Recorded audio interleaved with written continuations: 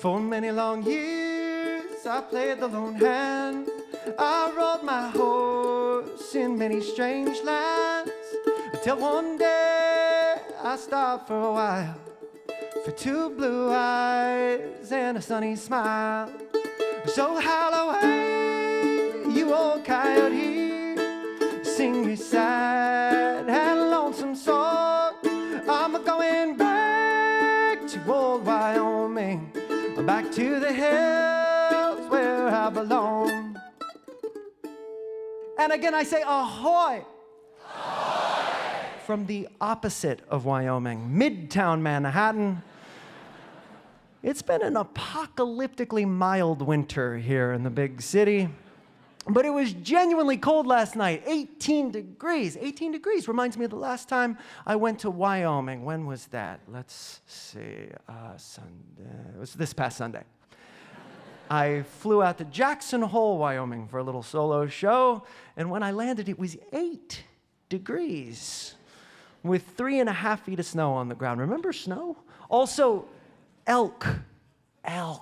On the drive from the airport to the hotel, we passed a herd of 2,000 elk. The venue was 4 blocks away from the hotel through a town park that one enters via massive arches made entirely of, anyone?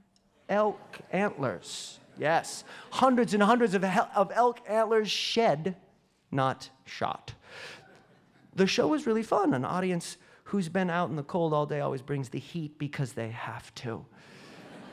And afterwards, I got dinner with my Grandma Oming and Grandpa John. Grandma Oming is called Grandma Oming because a toddler can only be told his grandma from Wyoming is coming to visit so many times before that becomes her name.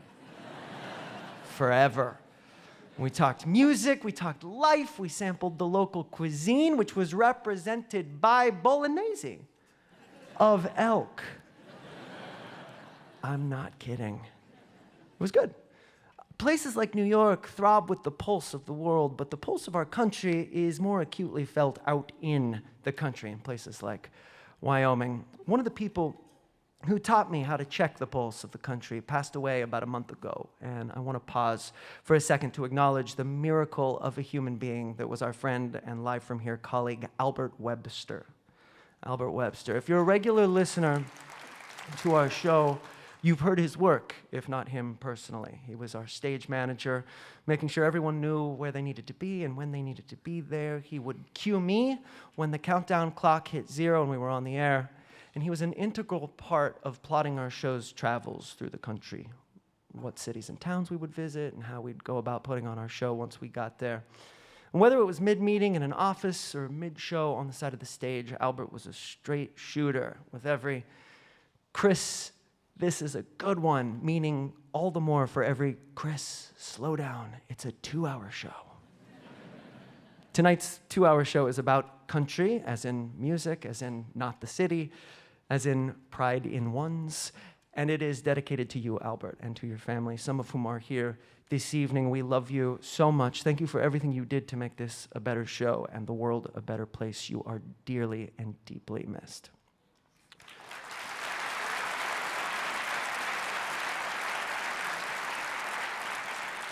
We're about to play a traditional song about all 3 kinds of country I just mentioned from one of my favorite bands, Solas. But first, a poem, because Albert was a staunch advocate of poetry on the show, and because he and I share a great love for the work of Billy Collins. Here's Velocity.